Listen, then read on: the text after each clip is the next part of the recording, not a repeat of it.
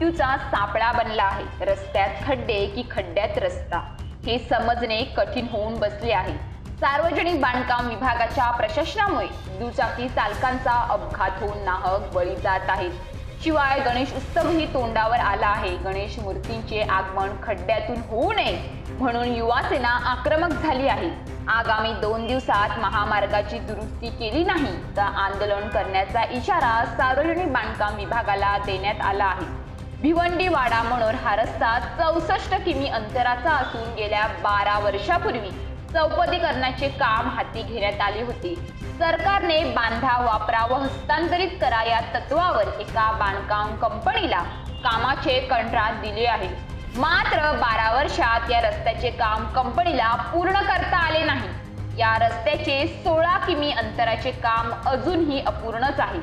त्यामुळे या रस्त्यावर 500हून अधिक जणांचा बळी गेला आहे। याची दखल सरकारने घेऊन पुन्हा हा रस्ता सार्वजनिक बांधकाम विभागाकडे वर्ग करण्यात आला। मात्र तेथेही गेल्या वर्षात 300 कोटींच्या आसपास खड्ड्यांवर खर्च करण्यात आला आहे।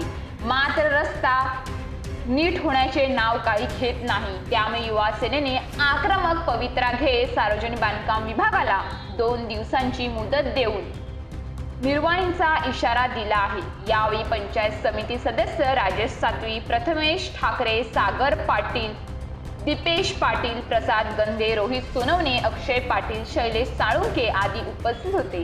दरम्यान गणेशोत्सवापूर्वी खड्डे भरण्यात येईल असे आश्वासन बांधकाम विभागाने दिले आहे।